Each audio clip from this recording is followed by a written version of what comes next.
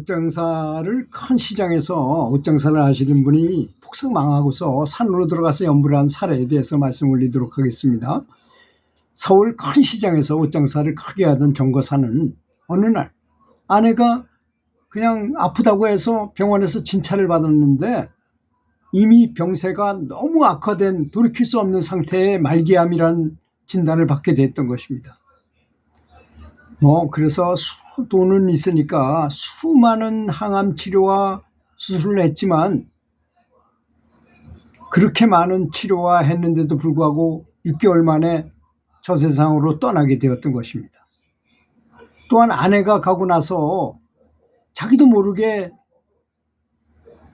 아내가 보증을 섰던 빚을 갚기 위해서 어떻게 방법이 없는 거예요. 그래서 가게를 정리하고 자식들은 이미 출가를 다 했으니까 자기 고향이었던 강원도로 홀가분하게 빈털터리가 되어서 그저 조금의 돈만 챙겨가지고 깊은 산골로 혼자서 귀향을 하게 되었던 것입니다. 정말로 이 세상 만사의 허망함을 뼈저리게 느끼고 극심한 고통을 느껴본 사람은 어떻게 하겠습니까? 연부를 할 때 정말 지극정성으로 연부를 하게 되죠. 그렇게 진짜 아무것도 허망함을 뼈저리게 느끼고, 사실 연불이 효과가 있으려면 이 세상이 참 허망하구나 하는 것을 깊이 깨달아야만 된다고 저는 생각해요. 여러 가지 일을 많이 당한 사람일수록 더 그런 것이고, 또 내면에 있는 자성불이 이 사람이 완전히 연불을 수행을 잊어버리고 살면 이렇게 괴로움을 줘가지고 다시 자기 자신을 돌아볼 수 있게 하니 사실은 고난이 오히려 축복이 된 것이죠. 이분 같은 경우에는. 그래서 돈이나 명예의 힘, 육신의 안락함만으로는 극락 세계에 가거나 성불할 수 없는 것 아니겠습니까? 이 세상은 가장 좋은 법과 막강한 권력의 놀라운 힘으로도 극락 정토로에 갈 수가 없는 것입니다. 그렇지 않습니까? 우리는 그런 데 빠져서 살고 있지만 모르고 참 허망한 것이죠. 가장 빠르게 마음의 평안을 얻는 방법이 바로 부처님께 감사하면서 연부를 한 불력과 부처님의 연부를 하게 되면 부처님과 닮아가는 것이니까 부처님의 부심이 그대로 나에게 전달되니 자비심이 나도 커질 수밖에 없게 되는 것입니다. 그래서 평안한 마음이 고요해지고 평안해지는 것이죠.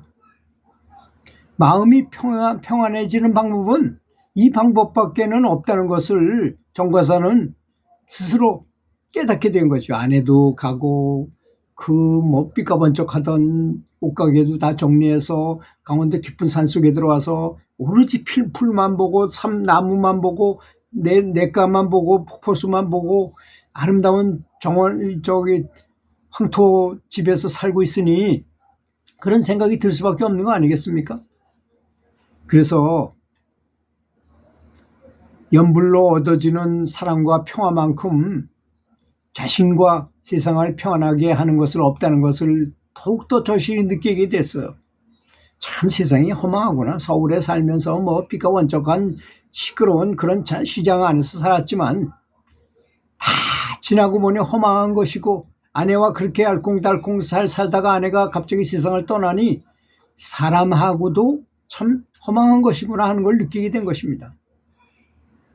자기 개인적인 힘만이 아니라 부처님의 놀라운 불력에 감사하면서 순종하고 존중하며 예경하는 연불이 최고의 수행법이라는 것을 두말할 나위조차도 없는 확고부동한 것이라고 생각하게 되었습니다.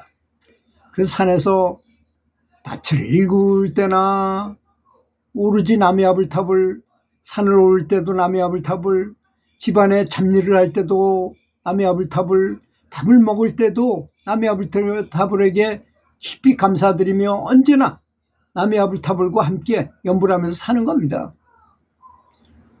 사람은 저마다에게는 불성이 있다고는 했으나 그 불성이 있는지 없는지를 모른다는 것밖에는 차이가 없는 것입니다.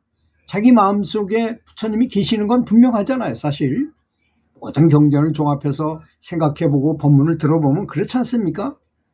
정거사는 이제 극락세계의 부처님을 닮아가도록 지극정성으로 연부를 하다 보니 서로 비슷한 길이 통한다더니 주변에 있는 좀 걸어 내려가면 있는 절을 알게 되고 마침 그 절의 주지 스님은 연부라는 스님이었던 것입니다. 그 연부라는 스님이 계신 절에 가끔씩 여러 사람이 모이는 연불 법회도 한다는 걸 알게 되고 거기에 참가하게 됐어요. 그러니 생각하는 대로 그런 사람끼리 모이게 마련 아니겠습니까? 유유상종이라고. 성심껏 연부를 하면 자연스럽게 부처님의 도움을 받아서 부처님을 닮아가는 말과 생각과 행동을 하게 마련이라서 비록 사회적으로는 그저 산에 사는 자연인처럼 사는 사람일지 몰라도 지금 산중에서 혼자 연부를 하면서 가끔 그런 도반들, 거의 멀리서 읍내에서 오는 도반들도 많이 있으니까 그 도반들하고 즐거운 대화를 나누며 자기 집에 초대를 해서 아무도 없는 그 집에 와서 차도 한잔 마시면서 아주 풍광도 잘 만들어 놨거든요. 그래서 같이 차도 마시면서 즐거운 이야기도, 진리에 대한 이야기도 하고, 참 이러한 법비 선열을 행복은 정교사를 세상에서 가장 행복한 사람으로 만들어준 것입니다. 그렇지 않습니까? 세상에 어떤 것이 행복일까요?